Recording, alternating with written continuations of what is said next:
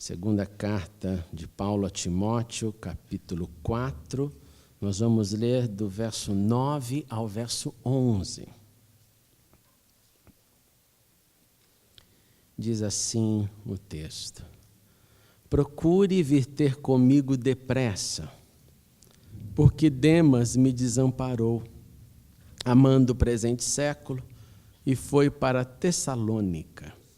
Crescente para a Galácia, Tito para a Dalmácia. Só Lucas está comigo.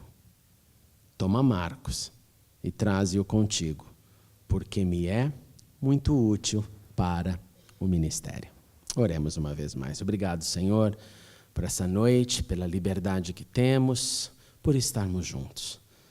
Continue com as nossas crianças, com os nossos pequeninos que recebem a palavra da verdade. Abençoe cada professor e professora, que a unção do Teu Santo Espírito esteja ali também, no plantio da semente para os nossos pequeninos, para que todos eles sejam tocados pela graça irresistível do Pai de amor que temos.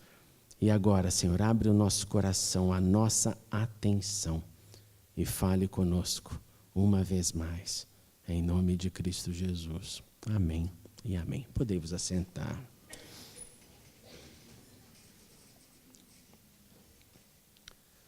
Sua mãe se chamava Maria, uma crente em Jesus que recebia em sua casa a família da fé que se iniciava naqueles primeiros momentos da chamada igreja primitiva. Atos 12:12 nos informa que a sua casa era grande.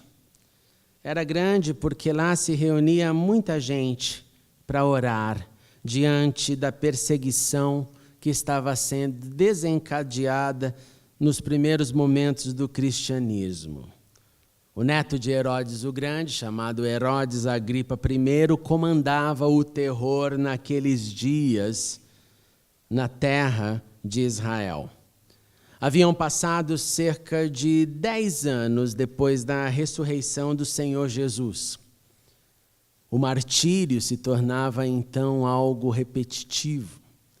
Tiago, irmão de João, já havia sido assassinado, e a Bíblia nos diz que foi assassinado pela espada, pelo governo, que não tolerava a manifestação dos seguidores de Cristo e que percebia causar no povo uma certa alegria à perseguição que ele tentava fazer e que o fez muito bem. Nesse cenário, a igreja crescia em manifestações voluntárias. Nas casas não haviam prédios, como na casa daquela irmã, Maria, que recebia o contingente que chegava e juntos eles se dedicavam naquilo que é chamado a fórmula de Atos, que era a dedicação ao ensino, a dedicação às orações, a dedicação ao partir do pão da comunhão e o pão e o vinho da ceia. Nesse ambiente de fé, nesse ambiente de coragem, porque ser cristão num cenário de perseguição exige coragem, o poder de Deus era manifestado. Como, por exemplo, naquela ocasião em que o apóstolo Pedro, que havia sido preso, dormia entre 2 soldados. Preso, o texto nos diz, além dos soldados, com 2 algemas. Preso, onde, além de 2 soldados, 2 algemas, sentinelas montavam guarda à entrada do cárcere. E que neste momento, onde a igreja orava, de uma maneira repentina, um anjo do Senhor entra naquela cela, a luz do Senhor brilha naquela cela e toca Pedro, que dormia. E diz ali para ele: Pedro, levante-se depressa. E nesse momento as algemas caem dos seus punhos e o anjo continua aquela conversa. Imagine a cena. Pedro, vista-se, calce as suas sandálias, e Pedro o fez. E nos diz o o texto que ele, pondo a sua capa, seguiu isso, que ele nem sabia o que exatamente estava acontecendo. O texto nos diz que para ele parecia uma visão, parecia um sonho, parecia algo, mas ele foi nessa direção. E passou pela primeira, e passou pela segunda guarda, e chegou no portão de ferro que dava para a cidade, e de novo o inesperado acontece, os portões foram abertos, e eles caminham na rua, e eles sem nada entender, quando de repente o anjo simplesmente desaparece. Enquanto oram na casa da Dona Maria, enquanto clamam, e lá ele bate a porta, e lá ele vai como local de refúgio. Dona Maria, a mãe de João, chamado também Marcos, onde muita gente se reunia e muita gente orava. E é sobre este João Marcos, o filho da Maria, que nós refletiremos essa noite. Pois ele viveu a efervescência e a instabilidade deste cristianismo primitivo. Ele viveu essas manifestações de poder, manifestações incríveis daqueles primeiros anos. Com certeza eles tinham muitas histórias. Imagine as aventuras que cada irmão podia contar, enfrentando, lidando com a perseguição. Imagine o sentimento de missão, a expectativa de que Jesus pudesse voltar a qualquer momento, onde em cada reunião, além de um dizer, será que ele vem amanhã? Será que ele vem hoje? Será que ele pode entrar aqui em nossa sala de oração? Expectativa que os discípulos haviam vivido após a ressurreição nas aparições de Jesus.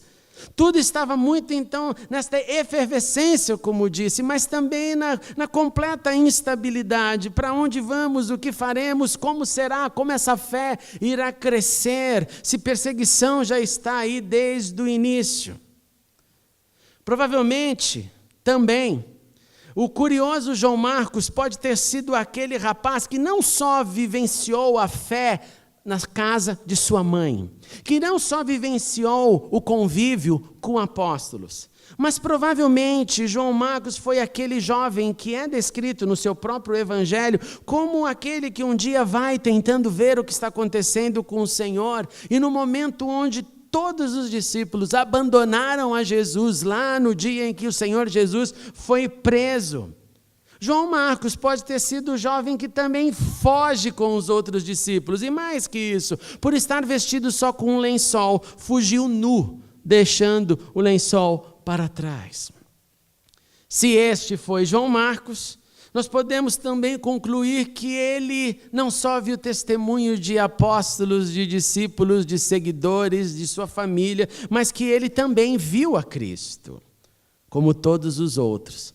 Naquele momento, ele também preferiu fugir, ele também preferiu abandonar o Senhor.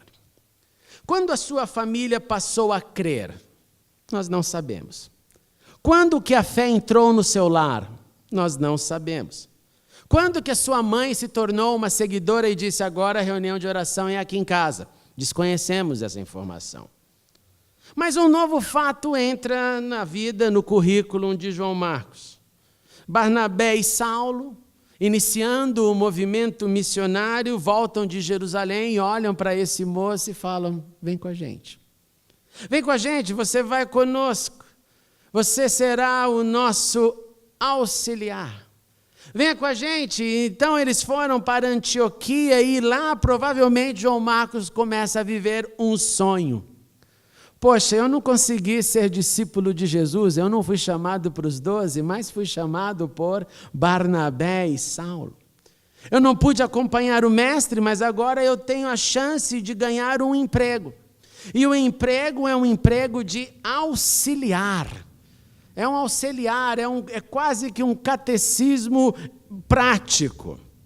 Para você ter uma ideia de ilustrações que vem dessa palavra auxiliar no grego original, essa palavra ilustra aquela função de um marinheiro que rema escondido num barco ali abaixo, não acima. Quem assistiu Ben-Hur, naquela ideia, aqueles que estão ali no porão, simplesmente dando com a sua força, fazer o barco andar.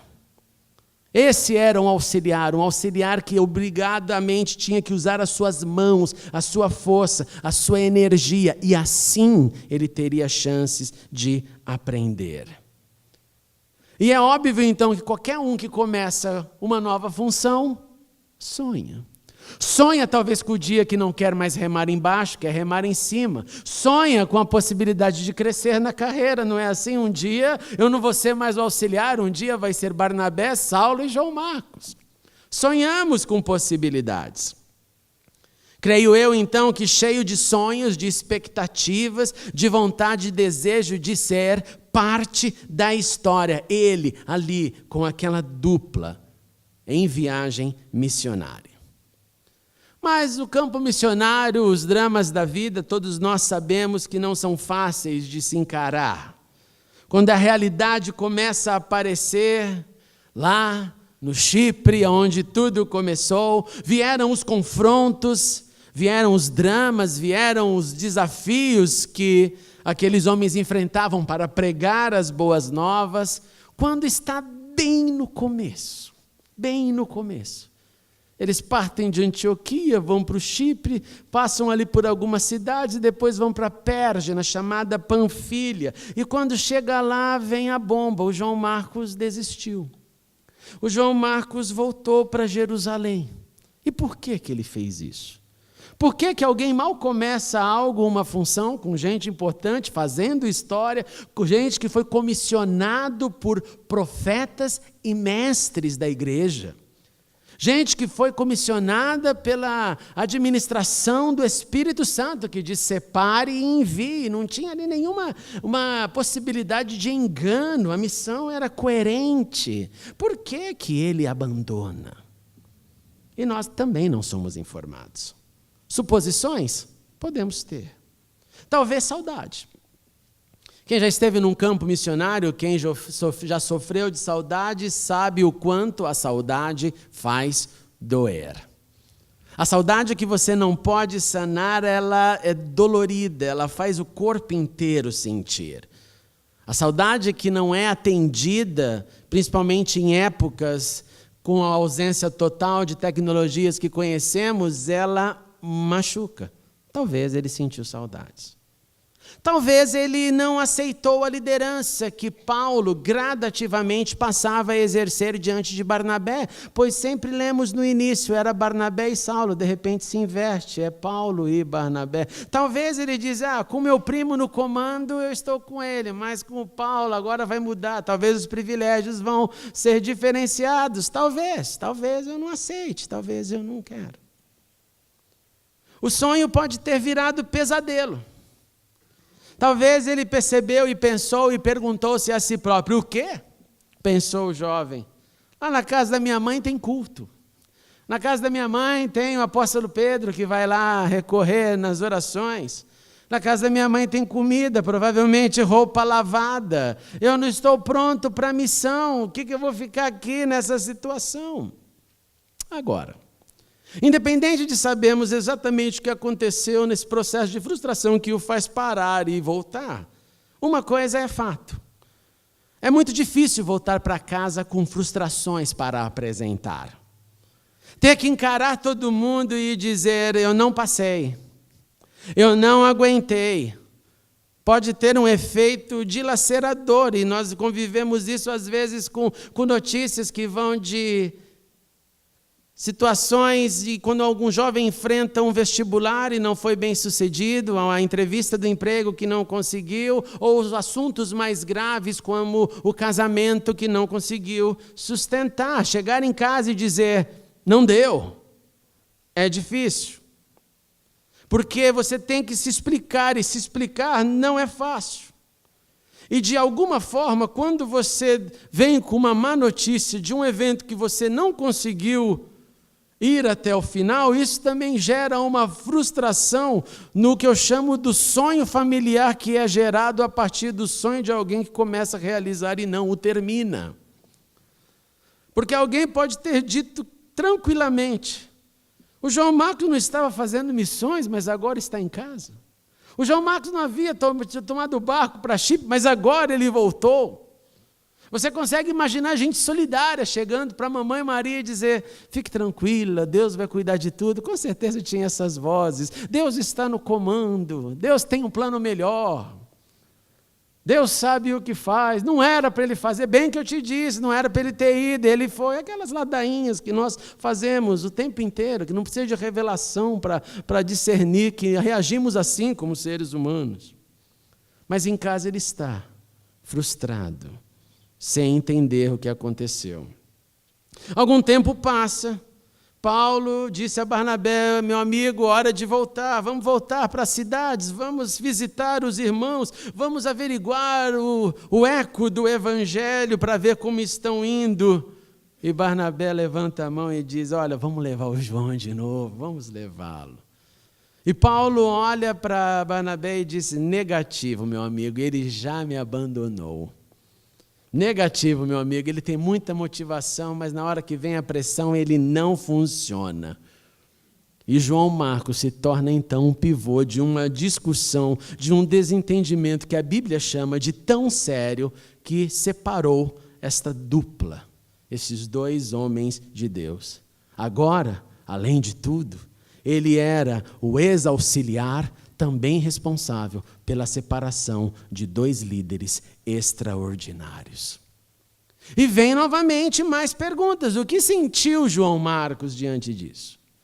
O que ele disse? Barnabé, não se preocupe não, eu fico em casa, é melhor você não se separar de Paulo.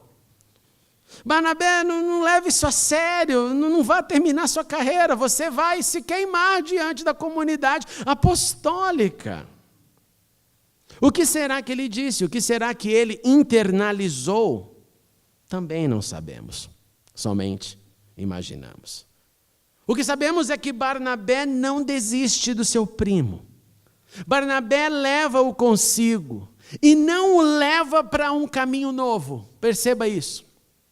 Ele não diz assim: eu não vou então te traumatizar novamente, para uma rota, vamos mudar, vamos para um outro campo, a gente recomeça, tudo novo, vida nova, Paulo está fora, e lá então você terá chances de administrar as suas emoções, você vai fortalecer os seus sonhos novamente. Não, a Bíblia nos diz que ele pega João Marcos e voltam, sabe para onde? Para o Chipre.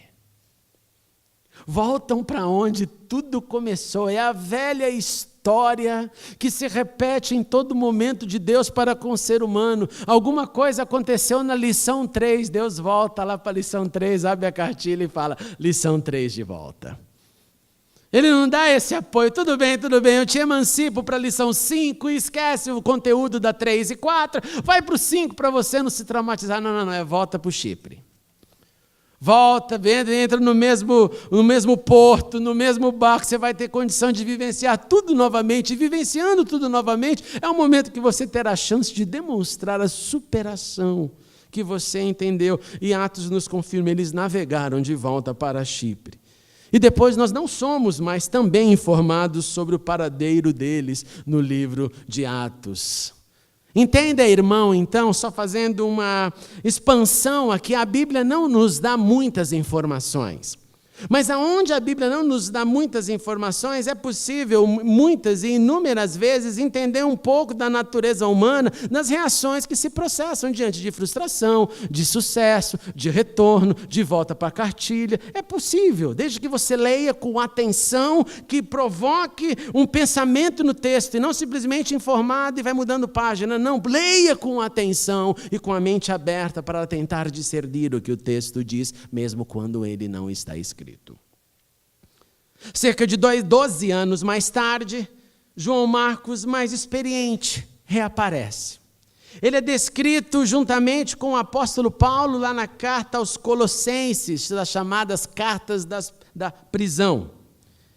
E Paulo escreve: o meu companheiro aqui de prisão, estava na prisão domiciliar em Roma, envia saudações. O Marcos está aqui comigo. O Marcos está aqui fazendo companhia para mim agora e ele manda saudações. Mais que isso, quando o Marcos for visitar vocês, olha, recebam-no. Recebam-no porque eu já dei instruções. Recebam-o porque eu dou referência a respeito do que ele é 12 anos depois de todo o acontecido. Não para por aí. Posteriormente, você abre na carta a Filemon e lá está Marcos, ainda com o apóstolo Paulo, juntamente num cenário de prisão. Cerca de mais 5 anos se passam e vem a apoteose deste relacionamento de dramas e sucesso, de frustrações e de novas chances. E foi o texto que nós lemos no início, quando Paulo diz para seu discípulo Timóteo: procure vir logo ao meu encontro, Timóteo. Me abandonaram alguns dos nossos chamados amigos, um retornou para Tessalônica, um outro foi para Galácia, um outro para Dalmácia. Conclusão, eu só tenho uma pessoa ao meu lado, o nome dele é Lucas e ele sim está comigo. Procure vir logo comigo, Timóteo, mas me faz um favor, traga o Marcos. Traga o Marcos porque ele me é útil para o ministério. Traga João Marcos, que sendo filho da irmã lá, Dona Maria, aquela crente em Jesus. Traga o Marcos, o auxiliar, nosso ex-auxiliar que furou na primeira viagem. Traga o Marcos, o desertor da missão, que retornou para sua casa com um sonho frustrado, que teve que dar muitas satisfações aos que o viram partir. Timóteo, me faz uma gentileza, traga-me João, aquele que obteve uma segunda chance, que não fui eu que dei a segunda chance, foi o meu companheiro Barnabé. Tivemos uma briga, mas Barnabé pagou um preço que eu não tinha condições de pagar. Deu para ele condições de sonhar novamente. Traga-me Marcos, que teve que voltar para o Chipre e reconstruir a sua história, que depois de mais uma década esteve ao meu lado na prisão domiciliar. Traga-me Marcos, que tem direito de ser mencionado pelo apóstolo em cartas, em saudações finais, mandando beijo e abraço para todos os possíveis leitores. Traga-me João Marcos, que tem minhas cartas de referência, que eu digo, sim, ele era assim, mas agora não é mais, então quem encontrar esse homem, receba-o. Traga-me João, Timóteo, pois finalmente eu escrevo com todas as letras, ele me é útil para o ministério. De jovem frustrado a servo inútil. De desertor da missão a escritor do primeiro evangelho. De desertor de quem abandona a quem ganha um evangelho com seu nome. O evangelho de Marcos. Quando que eu e você imaginaria esta possibilidade num homem que começa com tantos dramas? Quando eu e você diria, aquele que abandonou, retorna, aquele que abandonou, serve de boca para proclamar as boas novas pela primeira vez. Aquele que diríamos, olha, se a primeira impressão é a que fica, não deveria nunca mais ninguém dar chances para ele, porque a primeira impressão foi péssima, foi logo na arrancada. Mas da primeira impressão bem ruim, ele se torna voz, letra, palavras do primeiro evangelho a ser escrito. A história poderia ter sido diferente? Creio que sim. E creio que ela poderia ser diferente e acho que a diferença possível dessa história é o que acontece mais no nosso cotidiano do que o sucesso que ele obteve. Como? Poderia terminar naquele momento de frustração, onde inclusive nós teríamos muitas vozes dizendo: João, não ligue não, o apóstolo Paulo é complicado, siga a sua vida, João. Com certeza poderia terminar assim: Deus tem algo melhor, Deus vai te honrar e vai pesar a mão no Paulo, você vai ver o que vai acontecer. Voodoo evangélico sempre existiu e sempre vai existir, sempre. Irmãozinho que fica lá: agora eu pego. Ou ainda pior: João, é isso aí, ó, deixa eu te falar uma coisa, João, ó, veja meus cabelos brancos, ó. A igreja é isso, João, começou, mas já começou assim, a gente dá o melhor e não tem reconhecimento. A gente faz e nunca está certo, e nunca é o melhor. Sempre tem alguém reclamando, sempre tem alguém ali fazendo inferninho. João, você está livre disso. Poderia ter terminado assim com uma super facilidade. Ou João Marcos poderia ter entrado num processo de isolamento, de tristeza, por que não, de depressão, de conclusão, de que olha, eu realmente não dou para o negócio, eu não sei o que fazer da minha vida. E tudo isso poderia ter acontecido se Barnabé não tivesse dado a mão a ele, para segurá-lo pela mão e para dizer: não vamos pelo outro caminho não, vamos voltar para onde o problema aconteceu, de volta para Chipre.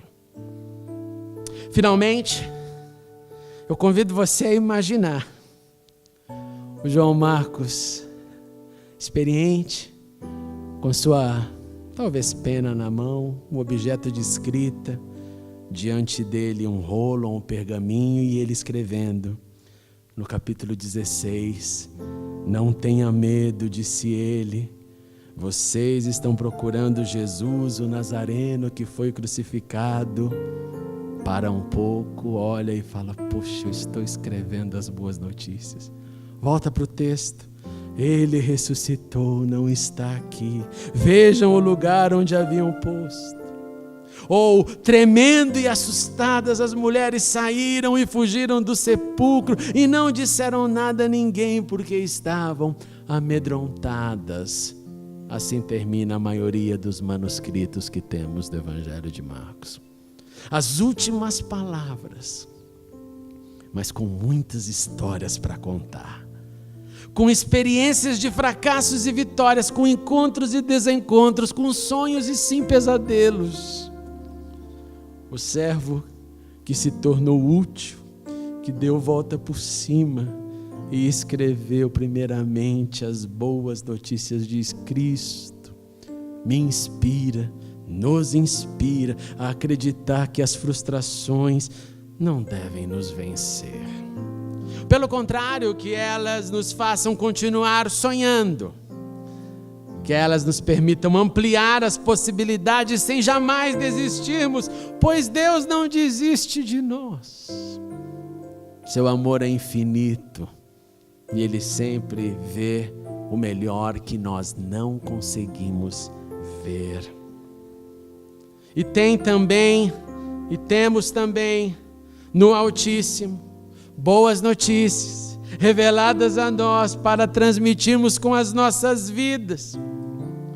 Eu não preciso escrever um evangelho segundo André, mas eu posso proclamar o evangelho através da minha vida, você e eu, repartindo boas novas a todos os que nos cercam, a todos os que cruzarem os nossos caminhos e a todos aqueles que nós podemos encontrar na vida. Você e eu escrevendo as boas notícias de outros através da manifestação das boas notícias dele em nós.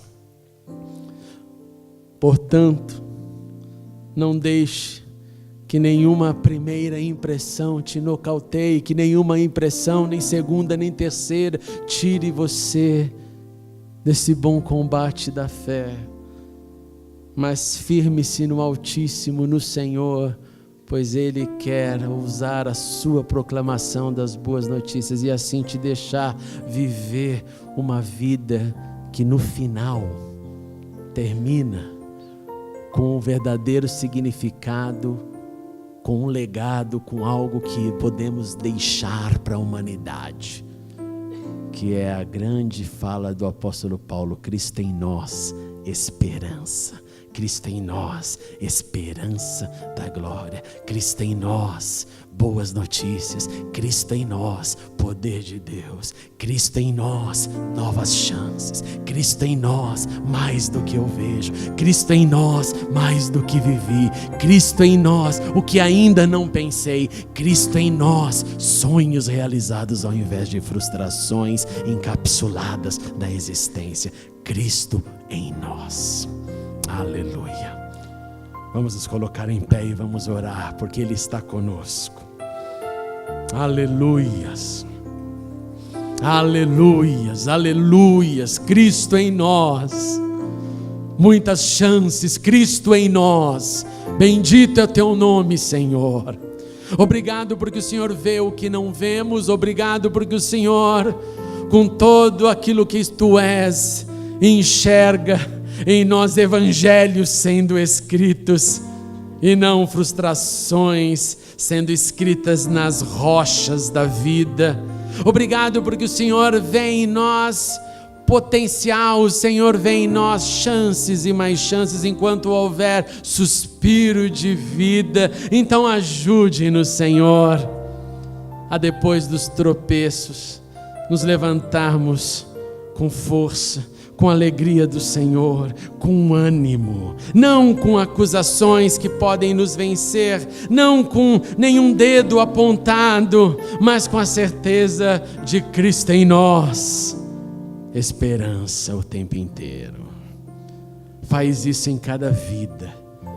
Os que porventura frustrados se sentem, os que porventura não querem voltar para o Chipre, os que porventura desistiram, levante em nós através dessa linda história desejo e decisão de crer em Deus que nos fortalece e Deus que podemos colocar tudo que somos em suas mãos, oferecendo tudo a Ti. Que seja assim, Senhor.